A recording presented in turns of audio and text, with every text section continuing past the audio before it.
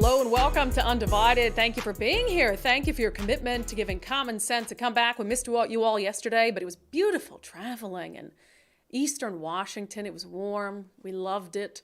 And we'll have a clip of an interview we taped while we were there with Congressman New House.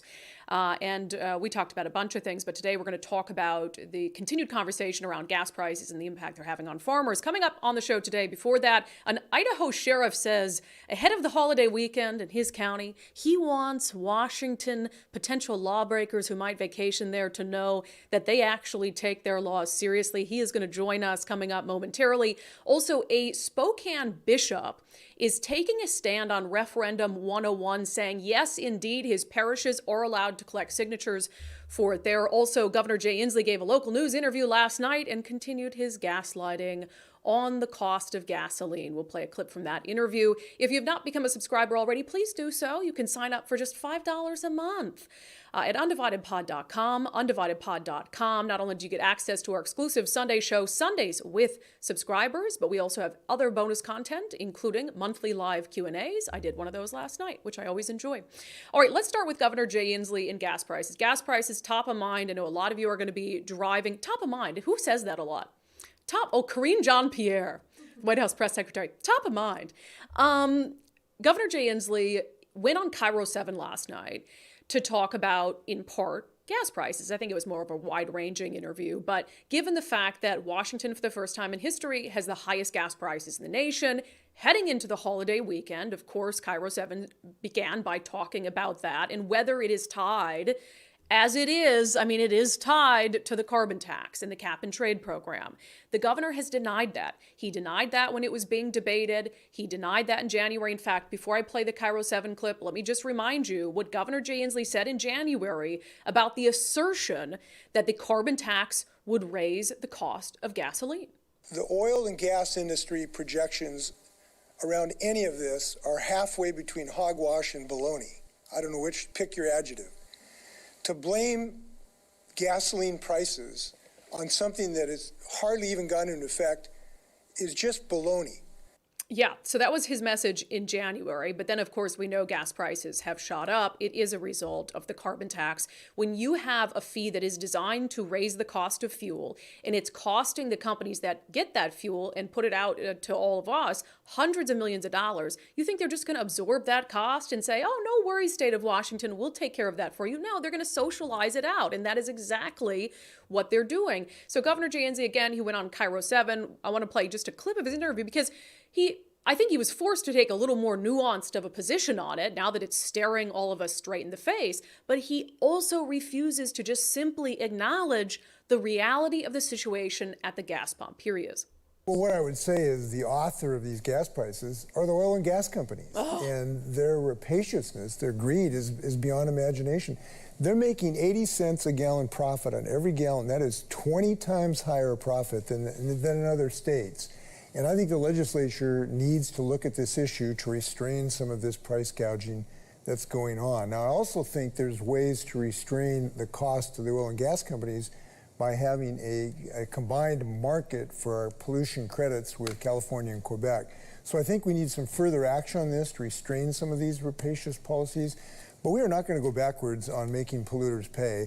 Our kids should not have to breathe this pollution. But would you agree that this could be a direct result of the oil companies passing the amount of money that they have to pay to the state on to you? Yes, there is some of that. Now, much of it is not related to this law because the oil companies have shut down a major pipeline, allegedly for maintenance, although why they do it in the summer, I don't know.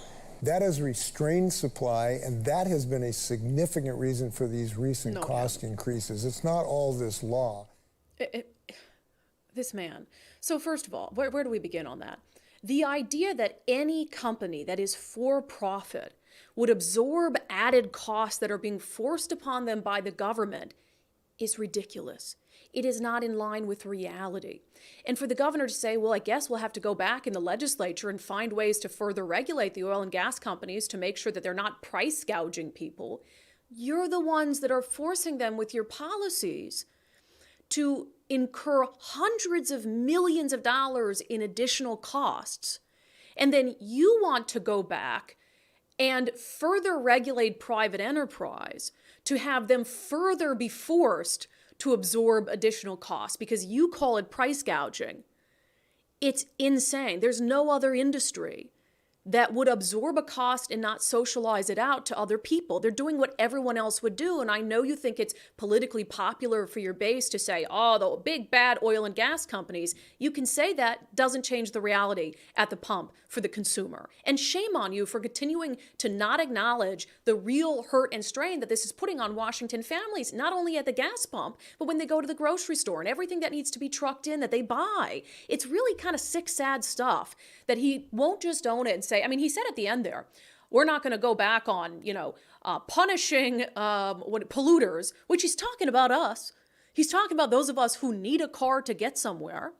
And so he wants to punish us. And that's exactly what he's doing, is he's punishing us at the gas pump. And then he says, well, maybe we could help the oil and gas companies a little bit by making our marketplace for these carbon credits, combining it with California, combining it with Quebec. California and Quebec don't want to combine it with us because they are capping, the cost of those credits in those places is lower. That's a fact. And so Governor Jay Inslee is basically saying, well, we can lower ours a little bit and increase theirs a little bit if we combine it all together. It's ridiculous. Just own it. Own the policy. And look, for me, if we had readily available, inexpensive, readily available, reliable alternatives to fossil fuels and to gasoline, if it was cheap and reasonable to buy an electric vehicle, if people could use electric vehicles to go long distances without having to recharge, etc., if the technology was there, I think we'd be having a different conversation. But you also look at public transportation, for instance. In our region, it's in shambles. You don't make it easy. You don't make it safe. You can't ride a bus or light rail in Seattle without seeing somebody shoot up or having a mental health emergency. And then you want to make it damn near impossible for working class people in this state to afford to put gas in their car to get from point A to point B. And then you want to go on the local news and you want to continue to gaslight over it. Just own it, Governor. Own it. What do you have to lose? You're leaving office anyway. And you've staked your whole reputation on being the climate governor. So just say, this is what we have to do to save the world, and screw you people who drive a car because you're ruining this beautiful planet of ours. Absolutely insane. So when you go to the gas pump this weekend, what did I do, Nicole? We were in Ellensburg, gassing up on our drive back from Eastern Washington. I don't know what came over me, but I'm getting back in the car and I shouted out, $75. Thanks, Jay Inslee. I kind of wish that I had a camera going at the time, because the guy a couple pumps away was like, huh? He's like, so this, you know what we should do? They did the shout your abortion. Let's do shout your gas prices. Oh, I like it. Let's do, don't use a phone outside the pump because that's like dangerous, but have somebody inside the vehicle tape you shouting your gas prices and then yelling, thanks, Jay Inslee. And then what we'll do is we'll put all those videos together in a montage, and then we'll play it like on Monday's show. Yes. Please do that. Send a video us. shouting your gas price as loud as you can at the pump. Oh my God, this is gonna be great. Yeah, send it on Facebook, facebook.com/Brandi Kruse, right? Yeah, I don't know if you can post videos there. No, you can message videos. I think you can message us videos because you can't post it. I don't take messages on Facebook geez. because people send me D-pics. Okay. So fair. You're going to have to email us, undividedpod.com. I don't think you can. Well, you can email undividedpod.com. Hey, I have a video. Okay, by the end of the show today, we'll figure it out. We'll figure it out. We'll figure out where to send these videos because I want you to post them somewhere. I mean, you can respond to me on Twitter with a video and we'll string them all together. There you go. But literally as loud and annoying as you can after you fill up this weekend, just shout out the cost at the pump and then say, thanks, Jay Inslee. I love it. Oh my God, it's gonna be the best video ever. You guys better do it, okay? Thanks, Jay Inslee. Nicole would never do that because she's too easily embarrassed, but I know I can count on you guys because we all have no shame and we don't care what people think of us. Okay, moving on, a follow-up. We talked about on the show on Monday that the Washington State Catholic Conference came out with this weird freaking letter telling their parishes they're not allowed. They sent out a letter. It was from June 15th, but we had just gotten hold of it this week. They sent out a letter basically saying we've received inquiries regarding Referendum 101, also known as the Reject 5599 campaign. And then they say the Washington State Catholic Conference is taking no position on this referendum. This means signatures may not be collected at parishes. And everyone, including Catholics, were like, what do you mean? it's not as if, like, look, if churches had this policy of, hey, we're not diving into political initiatives or efforts or weighing in on bills, then that's totally understandable. But on this bill, on 5599, they took a position on it during the legislative session. They were opposed to it. So if they were worried about angering people or didn't want to take a political position, then why did they take one just a couple months ago? But now that there is an effort that needs their help underway to restore and protect parental rights in Washington, they're like, we're not going to take a position on the referendum. What do you mean? It's so weird. So anyway, I was very pleased to see that the bishop of the Spokane Catholic Diocese, Bishop Daly, put out a message to his team and basically says, I didn't sign that. I love this because he's just this bishop and he's just killing it. Love it. He said, Monsignors, fathers, and administrators, please disregard the recent letter sent out from the Washington State Catholic Conference regarding the campaign to overturn Senate Bill. He wrote 4599, but it's 5599. He said the letter indicated that signatures may not be collected at parishes. The letter was not signed by the bishops and does not reflect my intention. In the Diocese of Spokane, you are free to collect signatures seeking to overturn SB 5599 in Christ. Bishop Daly. I don't think I've ever applauded for a bishop before. You go. I love it. Well, and again, and whether he might face some sort of punishment for doing that, I don't know. But it sounds like he doesn't really care. And if you had every Catholic church in the state this Sunday with their congregation sign Referendum 101, we'd be probably halfway there. We'd probably, given the signatures they already have, however that many might be, because we don't know. Reject 5599 has not given us an accurate count of the signatures, which has been a frustration. However, I think we'd be almost all the way there. And so I'm glad they're going to do it in Spokane. I hope there are some other Catholic churches and parishes who decide, yeah, we're going to do it too, because it's really important. And what I've been saying about 5599 and Referendum 101 this whole time, and when we had a meet and greet while we were over on the east side of the state in the Tri-Cities, what I've been telling people is it's not just about 5599. If we don't stop it here, it's about what comes next. And for people who won't sign it or won't support overturning it, at some point, those parents down the road are going to regret it. And the idea is to stop it before things get even crazier and to preserve your parental rights against insane, radical policies that would seek to erode them. Okay, now to perhaps my favorite story of the month. Nicole and I were driving back from Eastern Washington. I saw this come across my timeline, and I just laughed.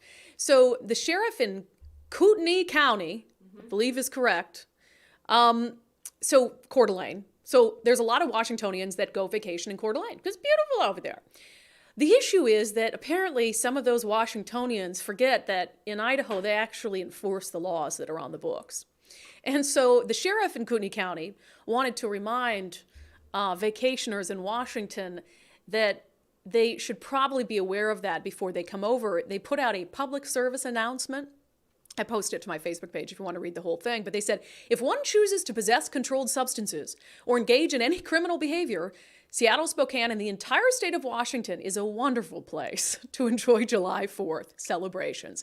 The sheriff said, don't come to Kootenai County on vacation and leave on probation. Love it. So anyway, I reached out to them right away and I said, oh my gosh, Sheriff Norris has got to come on the show. He was nice enough to say yes and join us to talk about the public service announcement. Sheriff Norris, welcome to Undivided. Thank you. Happy to be here. Let's start with giving Brandi a lesson on how to say your county. Go ahead. Kootenai County, welcome to freedom. Freedom USA. We love our freedoms here, and we love the law and order that we have here in Kootenai County. Well, I was also going to ask you what it's like to be a sheriff in a state where they enforce the laws. You know what? We do enforce the laws, and some of them I don't enforce, such as some stuff that came out right at in 2020 when I got elected. I didn't enforce some of those mandates, that's for sure. Oh, and did you suffer any consequences for that? Oh, sure. You know, we got emails for saying that I'm going to make sure everybody gets killed here in Kootenai County, but a vast majority of the freedom-loving citizens here in Kootenai County said, great job, Sheriff. That's why we elected you. Yeah. So I read your guys' little public service announcement yesterday. I had a good laugh at it. We were out of town for work and laughing at it on the drive home. How much of it is meant to just be funny, and how much of this is actually a problem of people from our state going over there not being used to your system of justice? Only 100% of it. So even though there might be a little bit of comedy with the bed and breakfast, it's actually very, very true. So we actually did statistics in 2021, and of the 93 people that were arrested on that weekend, 46% or 43 of them came from residents of Washington. Wow. So what kind of crimes are they committing, allegedly? Anything from petty theft to robbery, under the influence, driving, operating either a boat or a vehicle under the influence. It's a whole spectrum. Now, do you think there really is an element of, I mean, I know you're familiar with some of the issues we've had with, for instance, police not being able to chase people here. They don't really enforce the drug laws, et cetera. Do you think there really is an element of people who are like, oh, I'm going to go do drugs in Idaho for 4th of July weekend thinking that I can get away with it because I usually can? We actually have intelligence, really good intel, that there's a lot of criminals in Idaho. I'm sorry, a lot of criminals in Washington and Spokane specifically that talk to other criminals saying, you know what, we're not going to go to Idaho because they take things pretty serious over there. We're not going to do a transaction. We're not going to do a buy. We're not going to do a sell in Idaho because it's against the law. And you will go to jail or prison if we catch you. So there is an element of it, absolutely. Well, yeah, it seems like if I'm a drug dealer, I'm not, Sheriff, don't worry. But if I were a drug dealer and I had to choose between selling drugs in Washington State over the 4th of July weekend and selling drugs in Idaho, I would definitely stay in Washington State. Absolutely. We've had some consequences of what the legislature has done in Washington. We get people that think that once they get into Washington, we can't chase them. Oh, we chase them. Oh, can you chase them under the law? You don't have to stop at the state line? Oh, we chase them. And then they think, well, we thought since we were in Washington, you couldn't chase us. Oh, no, we're chasing you. Oh, you're funny. We need to have you back on more often. We're chasing you. We're going to arrest you. And we're going to bring you back to Idaho. And you're going to face the consequences of your actions. Now, I also read in this public service announcement, no weed. It's just weed, Sheriff. It's just weed. It's legal over here. You know what? The weed today is 20 times stronger than the weed of 20 years ago. And we're seeing some pretty addictive properties in this marijuana. And every community that I worked, because my law enforcement doesn't come from here, but every community that I worked, I heard all the arguments. Oh, it's going to lower crime. Oh, it's going to put people in rehabilitation. Oh, it's going to do this. Wherever it was legalized in my former employer, none of that happened. Yeah. Crime went up. The quality of life in the community and where those dispensaries were went down, and the residents hated it. Yeah. Well, there's definitely some communities here that don't particularly like it either. But just a couple broad questions before Sure. we cut you loose. We have some real issues keeping law enforcement in agencies around here. We have the lowest number of police officers per capita of any state in the nation. And I know there are a lot of other jurisdictions struggling with keeping law enforcement officers in the profession. Are you guys seeing those issues over there? We're actively recruiting any Seattle police officer that would like to come to protect the freedoms and enforce the law on bad people and have a legislature and a sheriff and a community that supports you. Come on over. But, we have had some challenges. The last couple of years have been kind of, a little bit weird, a little bit different, but we're stable. We're not hemorrhaging people. This community supports its law enforcement. This sheriff supports law enforcement, and the legislature will never, I promise you, will never dictate what type of law enforcement tools that we're going to have in our toolbox to catch bad guys. Well, Sheriff, it's so fascinating. You guys are so close, but worlds away from what's happening in Washington State. So, Sheriff Norris, we appreciate you being here. And on behalf of any Washingtonians who might come with nefarious intent, I apologize. I accept your apology, but there still will be consequences. Okay, good. All right. Thanks, sir. All right. Thank you very much. So you've heard the sheriff. You can go to Idaho on vacation, but if you break the law, you very well may leave on probation because they actually enforce the law of there. And don't embarrass our state. don't embarrass our state and account for 50% of their jail bookings over the holiday weekend. If you want to break the law, do it in Washington. Well, I actually hope you break the law if you're going to break the law in Idaho, because then you actually have consequences for it. So just, safe, happy, 4th of July, law-abiding, all of those things. Okay, coming up next, we are going to talk about yet another poll in Seattle that claims that people really care about improving the drug crisis, improving public safety. There have been so many of these, it's just got me hoping that things are going to work out this year in the city council races. So we'll dive into that coming up. But first, we've been talking about our friend Wes Jones over at sellwithwes.com. If you are looking to sell your home, check out Wes Jones. He's a great real estate agent who's been doing it a long time in the area. And he and his team have an awesome concierge service where if you've got a house and you're like, hey, I got to sell it, but I know there are some things that need to be done to it to make sure it's going to really sell at the price I need it to, he and his team can help you with that. So we're going to come in, number one, and we're going to inspect a home, do a pre-inspection, and we're going to find out all those little hidden bugs that, a buyer may be concerned with. And if a seller wants to do some cosmetic updates, whether it's flooring, whether it's lighting, countertops, even a kitchen, we're going to help guide them through that. So the Listing Boost Concierge Service, what we can do is we can project manage those rehab projects. We have a list of contractors and preferred vendors that we like to work with and have a ton of experience with, and we'll take that off a seller's hands. We'll go ahead and run that project for them, and we even have some options where they can pay at closing out of their net proceeds. Yeah, so the Listing Boost Concierge Service, and that's awesome. If you're fretting about how do I get my home ready to go on the market, let them do it for you. Let them do it for you and even help you cover the costs up front so that you can get it done and get your home on the market. Sellwithwes.com. Sellwithwes.com, a better way to sell your home. All right, let's dive into yet another poll in the Seattle area and in Washington state that says, this is stuff that just blows my mind, because it's like every poll says we want safer streets. We want the drug crisis to be dealt with. Homelessness is out of control. And then every election, we just put the same party back in charge of things. And I'm like, aren't you just a little curious what might happen if you go a different path? You add a little balance. What's the worst that could happen, right? Maybe that should be the Republican Party slogan in Washington state. What is the worst that could happen? I'm not sure that instills a lot of confidence or drive, but think about it. Look at things now.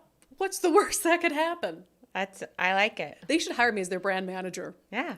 So anyway, a couple things I thought were interesting about the Seattle Times poll. So just a little information on it. It was a Seattle Times poll done by Suffolk University, 500 Seattle residents. It was conducted June 12th to June 16th. Margin of error, 4.4%. So one of the things I thought was interesting is actually, the vast majority of people said, yeah, I feel safe in my neighborhood. 85% when asked, do you generally feel safe in your neighborhood, yes or no? 85% said yes. And when asked over the past year, do you believe the amount of crime in your neighborhood has increased, stayed the same, or decreased? 33% said increased. 56% said it stayed about the same. And 7.6%, not very many, says it's actually decreased. So here's what I think is key. When they were asked of the following 4 choices, what is the biggest public safety concern in Seattle? Gun violence, drug use, car thefts, shoplifting. Again, I think in a normal city where you're sort of dealing with average crime rates, I think an average person would say, oh, car prowling. Like I'm kind of sure that's what my safety concern is, car prowling. Maybe a mean dog at the dog park, some sort of crimes of opportunity. But when you look at gun violence, 33% of people in Seattle say their biggest public safety concern is gun violence, which most of that is gang violence, by the way. 48% though, drug use.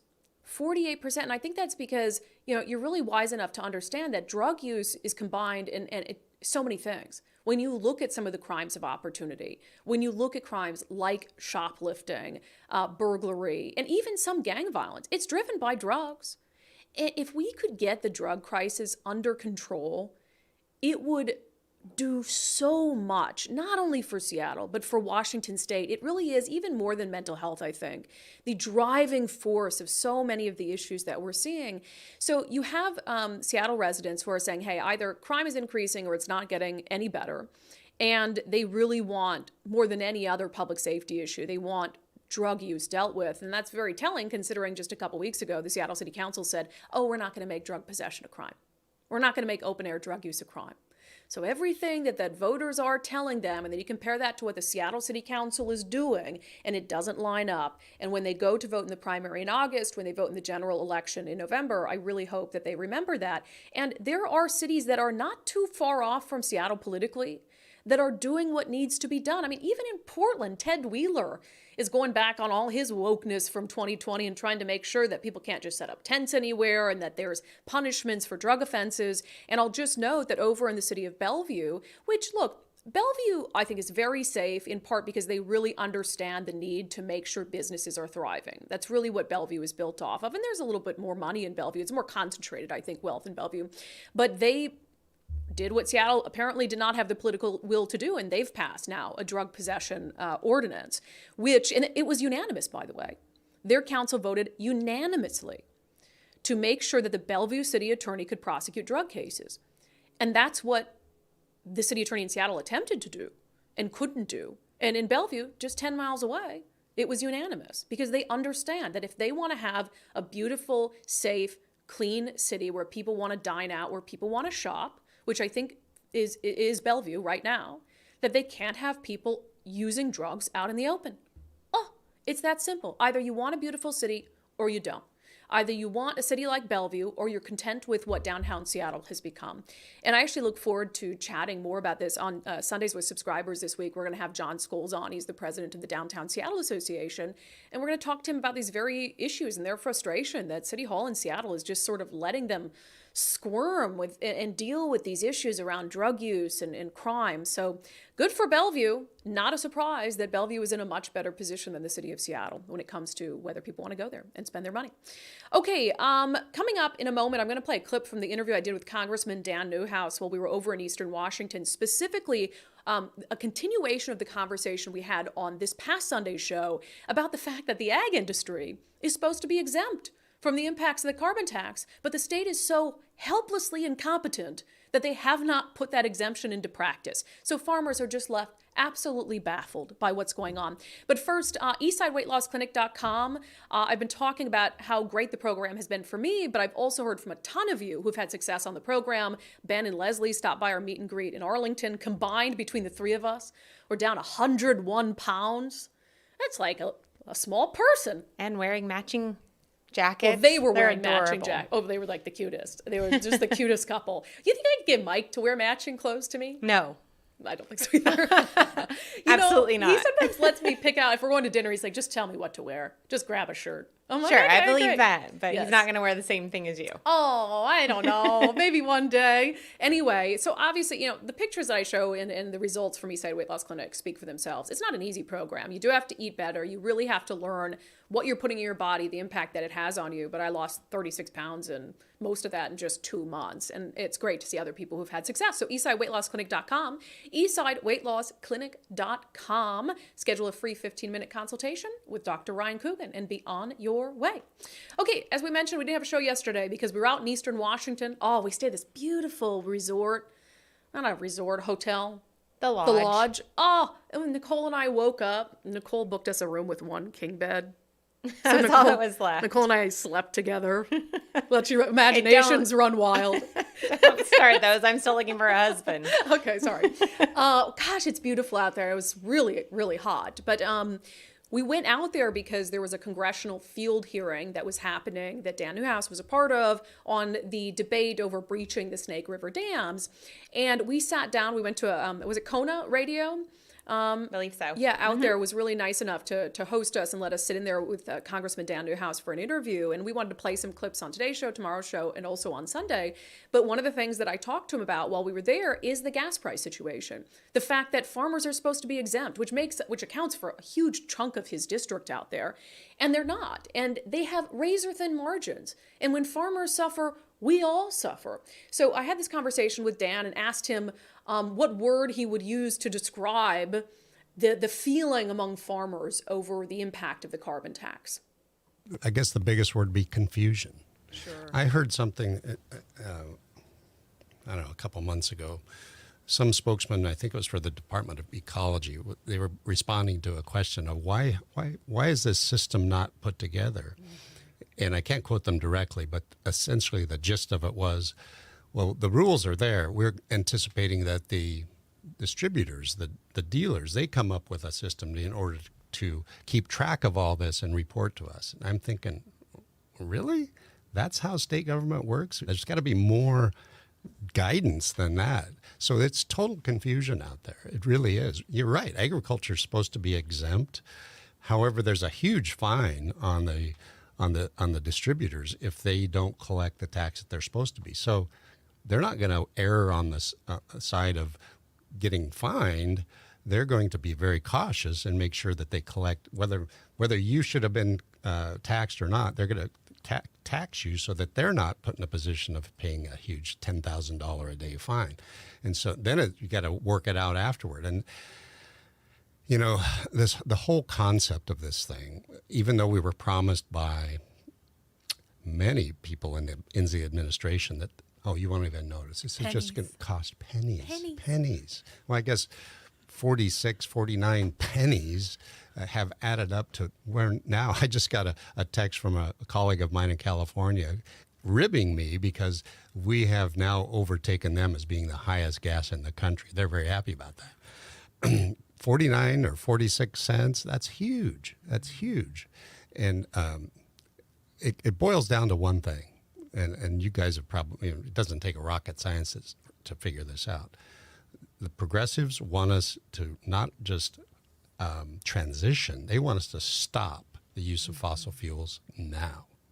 And by making fossil fuels so expensive, it will cause the public to go over to the alternative, which is preferred EVs, which have their own set of issues and, you know, climate impacts as well. And it's going to make us as a state so uncompetitive, drive the cost of living up in the state of Washington to a point where we're going to see businesses leaving, people struggling, farmers. I'm not sure that this governor, this current administration even wants agriculture in the state of Washington anymore because of things like this. They're making it so hard for businesses to survive. We've got to have a change in direction on this. This is ridiculous. I think they knew what they were doing. It's when you increase taxes on anything, you see a direct correlation to consumption. If cost of something goes up, consumption of that item usually goes down. And to be telling us and selling it as something that you're not even going to notice was very disingenuous. And if they had, maybe we'd still disagree with them, but maybe they'd have a little more credibility.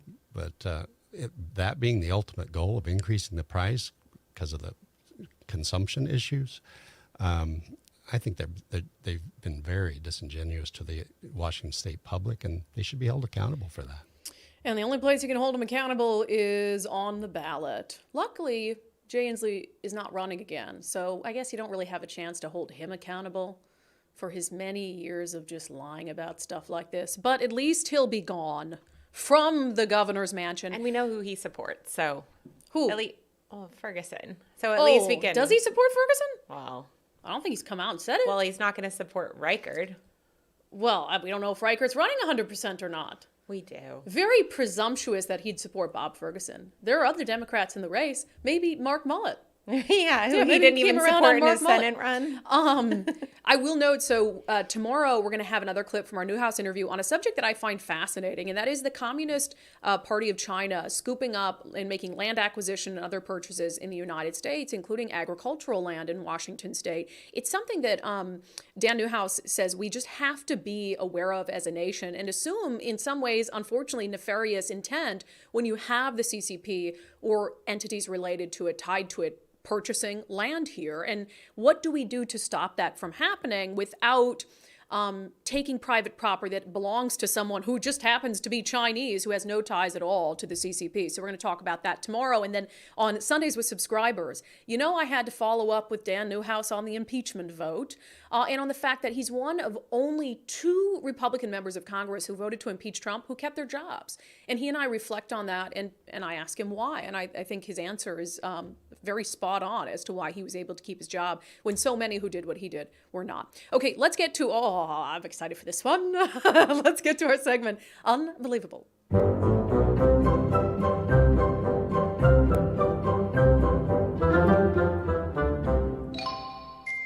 We put this in our show today because it gives me an opportunity to replay one of the most horrific clips from a government meeting of all time. We talk a lot about the King County Regional Homelessness Authority, how it is incompetent. It was billed as some end-all be-all to our region's homeless crisis, and instead it's just become another wasted cog in the homeless industrial complex, absolutely worthless, should fold, won't, but should. And there was this... So there's a bunch of different branches, right, of the King County Regional Homelessness Authority, and one of the panels is called the Continuum of Care Committee. So they get together and they find ways where, you get a homeless person off the street, but how do we continue that care and make sure that they move forward in a productive way? So you'll recall that during one of these meetings, when they were taking nominations for new members, one of the nominees is a sex offender. And a lady on the panel pushes back against the nomination because she's like, he inappropriately touched me. I don't support his nomination. And a co-chair lost it defending this sex offender. So let's revisit the clip. This is about equity. And everyone deserves housing. I don't care if they're a sex offender. I don't care if they're black. I don't care if they're indigenous. I don't care if they're a criminal. I don't care if they're coming out of jail, prison. Everyone deserves housing. Okay, Shanae, we got you. No, it's not okay. That's the point. Okay, so at the time after that happened, thankfully the King County Regional Homelessness Authority, it was egregious enough where they asked her to resign, but this woman, Shanae, oh man, what's her last name? Shanae Colston? Yeah, Shanae Colston refused to resign. Well, I am happy to report that she has now been removed from her position. Apparently, there is a level of crazy that is too far in Seattle. I wasn't sure what it was going to be, but this is it, I guess. The Como News reporting co-chair who screamed down objections during public meeting removed from the King County Homelessness Board. And again, in any other environment, that would be a no-brainer. Like, yeah, if a woman says that someone who's already a sex offender touched her inappropriately and she doesn't want to work with that person, that's a pretty reasonable, rational objection to someone's nomination.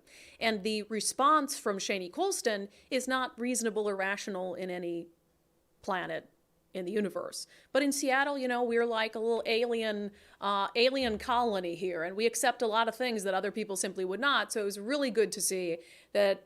And one of the only things it probably did right, the King County Regional Homelessness Authority said, yes, crazy lady, you cannot be on this committee anymore. So that is good news.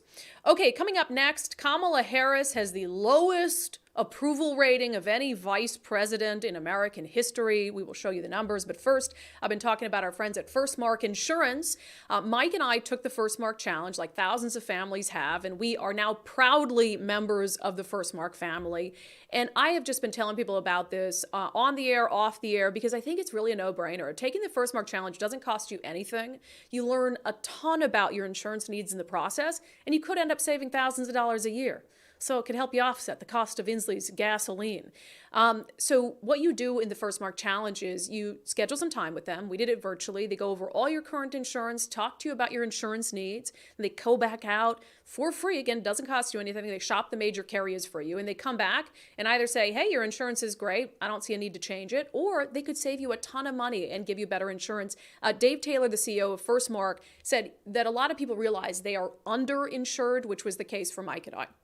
So the risk is if you get in an auto accident and you don't have enough coverage, and let me clarify, you get in an auto accident that's your fault and you don't have enough coverage, then they can come after you personally for any additional amounts over and above your coverage limit. And that means things like your retirement plan, or come after your equity in your home, or garnish your wages. So it's a big thing. And like with you and Mike, I just think most people haven't had someone take the time to explain it to them in terms they can understand, and show them the how inexpensive it is to actually get the correct coverage. Yeah, so for Mike and I, we got much better insurance for the same price. And again, we don't pay First Mark anything. So it was like, why would we not do that? So take the First Mark challenge. Trust me, just set aside some time to do it. It's a great thing to do for you and your family, whether you're just starting out, like Mike and I are, we're just getting married, combining our lives, or if you're getting close to retirement. You want everything you've worked for your whole life to be properly protected. So firstmarkinsurance.com, firstmarkinsurance.com. They work for you. Okay, let's fit in one national story here. I'm not sure if this comes as a huge surprise, but Kamala Harris now has the lowest approval rating of any vice president in NBC News polling history. So as long as NBC News has been polling the favorability of the vice president, Kamala Harris has the lowest favorability. So 32% favorability. Approval rating among 1,000 registered voters. And just as, to compare it to other previous vice presidents, Mike Pence, when this poll was done, had 34% positive, so a little bit better. Joe Biden, 34% positive. Dick Cheney, in 2003, 47% positive. Al Gore, 42% positive. So Vice President Kamala Harris hitting a new low. I asked you guys on the live stream, I said, Kamala Harris has the worst approval rating of any VP in history. Do you think that's fair? 97% said yes. I think also our availability to quick information and clips of her just making up sentences during speeches, that didn't exist as readily as like for Al Gore, for instance, for Dick Cheney, where like every single bad moment is out there for everyone to see. Now, I think Kamala Harris has a lot of bad moments because it's like her staff sends her out for whatever issue she's going to speak about with one sentence, and then she has to turn that one sentence into a 10-minute remarks. And it's just so bad. But so I think there are some reasons why her approval ratings are probably much poorer than previous vice presidents who maybe also did some unfortunate things. But she certainly hasn't earned great approval ratings, so this doesn't particularly surprise me. Okay, let's get to questions and comments from the day. But first, I forgot to do this on the Monday show. So we were in Lacey for our meet and greet. Do you remember? Well, of course you do, because how could you forget? It's probably burned into your retina. The flashcards that were shown to 9th grade students in Canada. And they were part of a Planned Parenthood lesson. And they were the ABCs of sex ed. And it was gross stuff like felching and autofellatio and really nasty, sick flashcards. So anyway, I was at my Lacey event, and some woman comes up to me and hands me these, and it didn't sink in right away, but she handed me actually age-appropriate flashcards, and it's got things. Oh, let me open it. It's Mr. Potato Head flashcards. I laughed so hard when she brought these in. I mean, these are more age-appropriate for some elementary kids. Apple. Umbrella. Like, these are the only flashcards we should be bringing into schools. A dog. You want to try one, Nicole? What's this? A balloon. Oh, good. Okay, how about one more? A hat. See, it's not a picture of the letter A sucking its own pee-pee. Okay. Wow. But that's what those flashcards were. It was. Nicole's like, you need to stop. So anyway, this really cracked me up. It honestly made my day. So yes, these flashcards would be appropriate in any grade school classroom. Or, bar. Because that's what they said, that, those were supposed to just be in bars and pubs. Oh, well, they were. Yeah. They were created by the AIDS Committee of Toronto. Yes. And then for some reason, Planned Parenthood brought them in to hand out to 9th graders when they were never designed for kids. Well, what adult needs to see those? One of the flashcards, A to Z, was you, and it was Ura something. Something about drinking urine. People who like to drink urine. They brought that into a 9th grade classroom. Gross. This, what is J for, Nicole? A jar. A jar. It's empty. No urine in this jar. None. So these cracked me up. Thank you. Thank you for bringing these to me. I wish I could remember the name of the woman. Now it escapes my memory. Oh, no. I'm sorry. I'll remember it, but I appreciate the cards. They're awesome. Okay, let's get to some comments before we get to our closing. Sanity check for today. H said... about Idaho. So Idaho is saying, hey, don't come here and break the law over 4th of July. We actually arrest people. H said, I've been working with a woman who is involved with addicts. She told me that if you are using or selling drugs, do not go to Idaho. Although we should maybe encourage the drug users to go to Idaho, because then they'd get arrested there and maybe like get help. Right. So maybe that actually is something that we should encourage. On the price of gasoline, Sharon said, don't forget other recreational vehicles like boats, four-wheelers, jet skis, generators, RVs, mowers, and other toys. Not just cars and trucks run on gasoline. Gas tax hits, 100%. And especially now, this time of year, everything you're doing that requires gas, although you should be using an electric leaf blower, Do electric, it's just a little battery thing, like a battery. How powerful can that be? Yeah, I can't. I mean, Probably not. They seem to work. Okay. Two Ladies Midwest Adventures. Brandi, we're seeing the cost increases in the farms here directly. Family farms are definitely struggling, especially the smaller farms. The trucks and tractors don't run on air. And then the question is, which nobody seems to know the answer to, farmers have already been putting millions of dollars toward the increases as related to the cap and trade program. Are they going to get the money back? Is there any feasible way to refund them that money that they're putting in that is supposed to be exempt? I think they're going to have to end up suing about it. And again, if this is a topic that interests you, because I don't think you're going to hear a conversation around the exemption on farming really anywhere else, but we did this whole long interview on last week's episode of Sundays with Subscribers with Bree Elsey, who's a lobbyist for the Farm Bureau, who talked about this stuff in a really easy to understand way. Because even for me, and I'm involved in kind of the political side of things, the cap and trade program is confusing, and how the exemption is supposed to work is confusing. So go watch that interview. Chance says, so many liberal Democrats care about conserving gas to save the planet, but evidently not enough to go without their conditioners during these heat waves. Well, wait, conditioners, because you think conditioners pollute as well. I was like, conditioners don't run on gas. But keep in mind that Future 42 poll that we talked about on Monday, where Future 42 asked people if they think gas prices are too high, and like 70% said yes. So it's like, I know that we live in a blue state and they're supporting the politicians who support raising gas prices and raising taxes, et cetera, and the carbon tax. But then they're like, but we don't want gas tax to be that high. So you got to choose one. Well, both those things can't happen at the same time. And then Matthew says the obvious. So the oil companies only want to gouge Washington and not the other states? It's just like they want to get one over on Jay Inslee? No, stupid. Bryce Philippi says, it's incredible how the corporate news media doesn't call out Inslee's BS by simply comparing the price of gas in Idaho and Oregon to Washington, where it's perfectly obvious the effect of cap and trade in our state. Our collective gas mostly comes from the same gas companies, oil refineries.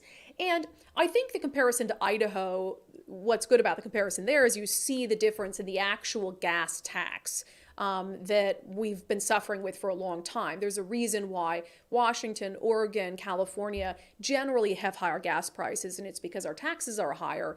And in Idaho, they're much lower. And then when you look at Oregon and California, again, California has a cap and trade program. They've had it before us. California usually has the highest gas prices in the country, but for their auctions, they're capping the prices lower. And so it's not costing oil and gas companies as much. It's still costing them. But Washington State's implementation, the way it's designed, is an absolute disaster. And to deny that that's what's causing this is again, not in line with the reality, and we just got to scream it from the rooftops. Rick says, too many politicians have no clue how businesses run and how expenses and taxes are passed along to consumers. Brandi is spot on, thank you. No business can afford to absorb these costs. This is what you get with big government. That's what we need to defund. I totally agree. Somebody just needs to come in again. We just need a course correct. Well, it doesn't have to be a big shift. Just a little nudge in the right direction on public safety, little nudge in the right direction on taxes, spending, that's all we need. Gabe said, I think we need to put I did that stickers on the gas pumps with Inslee's face on them. I always see the Biden I did that stickers. Don't deface private property. That's why you gave me that look, right? I don't encourage you to deface private property. I don't see them as much anymore, but yeah, I think they could be, maybe we could do little magnets. Something, I don't know. No. But no, I like your idea. I think people should send in those videos. Yeah, so tips.undivided@gmail.com. Yes. I'll put a little Facebook post out telling people to shout your gas prices. So what I want you to do is to like stand outside your local gas station, be like, $5.13 a gallon. Thanks, Jay Inslee. Or after you fill up and it says like $110 for a tank of gas. Thanks, Jay Inslee. And I want you to send them to us. But I want you to like scream it so loud. At the end. And make Hashtag undivided. Yes. And I just want you to make a scene. Okay? And then just get in your car and I'll shoot. Just get into your car and drive off. I'll pull $1 out for the snort jar. I have one. It's $1. Anyway, okay, this will be fun. Tips.undivided@gmail.com. Or you can tag me in it on Twitter. On Kamala Harris, imagine accidentally... I knew this was going to come. Kyle says, imagine accidentally shooting someone with a shotgun and still having a better rating. Oh, that is true. It's true. Oh my gosh. Good stuff today. Okay. Shall we get to our closing sanity check? What do you think, Nicole? Let's do it. If you're a politician, it's probably wise not to insult the people who decide whether you keep your job or not. If you recall, Linwood City Councilman Josh Binda, who's a young black man, has found himself in a little trouble here and there because he just doesn't seem to know the way the rules of being a politician work. You'll also recall that he posts weird crap on social media, like shirtless photographs, promoting a tour where he goes to speak to school children. And as part of promoting that tour, he allegedly used city resources inappropriately, filming some of a promotional video on the dais at the city council chambers. So anyway, there are some citizens in Linwood who have been pushing to recall him. And according to the Linwood Times, the Superior Court judge has now accepted the Binda recall effort, and the decision is now going to fall to voters to decide whether Josh Binda should keep his job.